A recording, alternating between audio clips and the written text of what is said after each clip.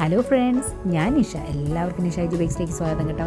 ഇന്ന് വന്നിരിക്കുന്നത് തമ്പനിയിൽ കണ്ടിരിക്കുന്ന പോലെ തന്നെ ഒരു എഗ് പഫ്സിൻ്റെ റെസിപ്പിയുമായിട്ടാണ്. അപ്പോൾ അതെങ്ങനെയാണ് ഉണ്ടാക്കുന്നത് നോക്കിയാലോ.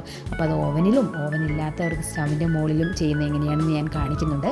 അതിനുവേണ്ടി നമുക്ക് ആദ്യം തന്നെ അതിൻ്റെ മസാല റെഡിയാക്കി എടുക്കാം. ഒരു പാൻ അടുപ്പിൽ വെച്ച് ചൂടായി കഴിയുമ്പോൾ 3 ടേബിൾ സ്പൂൺ എണ്ണ ഒഴിച്ചു കൊടുത്ത് അതിലേക്ക് ഞാൻ ഒരു 6 സവോള നന്നായിട്ട് തിന്നായിട്ട് അരിഞ്ഞതും കൂടെ ചേർത്ത് വഴറ്റിയെടുക്കണം. അതിന് ഇച്ചിരി ഉപ്പും കൂടെ ചേർത്ത് നന്നായിട്ട് ഇളക്കി യോജിപ്പിച്ച് നമുക്കൊന്ന് ഇത് വാടി വരുന്നവരെ ഇളക്കി കൊടുക്കാം. ഇതിവിടെ നന്നായിട്ട് വാടി വന്നിട്ടുണ്ട്.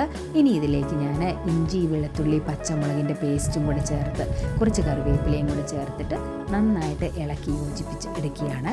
ഇനി ഇത് മൂടി വെച്ച് ഒരു 2-3 മിനിറ്റ് നേരത്തേക്ക് ഇതിനെ ഒന്ന് വേവിച്ചെടുക്കണം. അപ്പം ഇതിൻ്റെ പച്ചമണമെല്ലാം മാറി വന്നു കഴിയുമ്പോഴത്തേക്കും ഇതിലേക്ക് കുറച്ച് മഞ്ഞൾപ്പൊടിയും ഒരു 1/4 ടീസ്പൂൺ മുളക് പൊടിയും 1/4 ടീസ്പൂൺ ഗരം മസാലയും 1/2 ടീസ്പൂൺ മല്ലിപ്പൊടിയും പിന്നെ കുറച്ച് പെരുജീരകത്തിൻ്റെ പൊടിയും കൂടി ചേർത്ത് നന്നായിട്ട് ഇളക്കി യോജിപ്പിച്ച് ഇനി ഇതിനെ മൂടി വെച്ച് പച്ചമണം മാറുന്ന വരെയും നമുക്ക് വേവിച്ചെടുക്കണം. ഇവിടെ മൂടി വെച്ച് പച്ചമണമെല്ലാം മാറിയിട്ടുണ്ട്.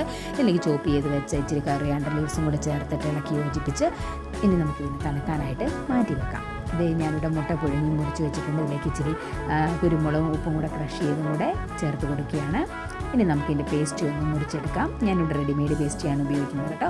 ഇനി നന്നായിട്ട് മുറിച്ച് ഒരു പാകത്തിന് വലുപ്പത്തിന് മുറിച്ചെടുക്കുകയാണ്. അപ്പോൾ ഒരു ഷീറ്റിൽ എനിക്ക് 6 വെച്ച് ഉണ്ടാക്കാനായിട്ട് കിട്ടുന്നുണ്ട് കേട്ടോ. അതിലേക്ക് മസാല വെച്ച് കൊടുത്ത് മുട്ട ഇങ്ങനെ വെച്ച് കൊടുത്തിട്ടുണ്ട്. പക്ഷേ ഇനി മുട്ട തിരിച്ചാണ് കേട്ടോ വെച്ച് കൊടുക്കേണ്ടത്. ഞാൻ വെച്ചത് മാറിപ്പോയി. അപ്പം നിങ്ങൾ വെക്കുമ്പോൾ ഇതിനെ മുട്ടേനെ കമത്തി ഈ മസാലയുടെ മുകളിലോട്ട് കമത്തി വെച്ച് കൊടുക്കാൻ ശ്രദ്ധിക്കണമല്ലോ കേട്ടോ. അപ്പോൾ ഇനി ഇത് നന്നായിട്ട് 4 വശവും കൂട്ടി യോജിപ്പിച്ച് നമുക്ക് ഇതിനെ ഒന്ന് ഇങ്ങനെ റാപ്പ് ചെയ്ത് ഇതിൻ്റെ മുകളിലേക്ക് ഇച്ചിരി മുട്ട ബീറ്റ് ചെയ്തും കൂടി ഒന്ന് ബ്രഷ് ചെയ്ത് കൊടുക്കണം. അപ്പോൾ ഇതിങ്ങനെ ബ്രഷ് ചെയ്ത് കൊടുക്കുമ്പോൾ നമ്മുടെ പഫ്സിന് നല്ലൊരു ഗ്ലേസിങ്ങും നല്ലൊരു കളറും ഒക്കെ കിട്ടും. ഇത് ബേക്കായി വരുമ്പോഴത്തേക്കും അതിന് വേണ്ടിയിട്ടാണ് കേട്ടോ നമ്മളിതിങ്ങനെ ചെയ്യുന്നത്.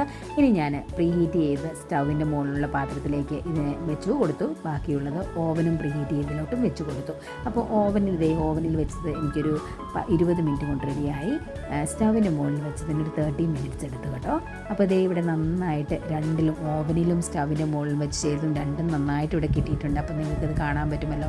അപ്പോൾ അടിപൊളിയായിട്ട് ഈസി ആയിട്ടുള്ള നമുക്കൊരു ഈവനിങ് സ്നാക്സ് ഉണ്ടാക്കിയെടുക്കാം. അപ്പോൾ നിങ്ങൾ റെസിപ്പി ഫോളോ ചെയ്യണം. എൻ്റെ ചാനലും ഫോളോ ചെയ്യണം. ഇഷ്ടപ്പെട്ടാൽ ലൈക്ക് ചെയ്യുകയും ഷെയർ ചെയ്യുകയും ചെയ്യണം കേട്ടോ. അപ്പോൾ thank you. God bless you.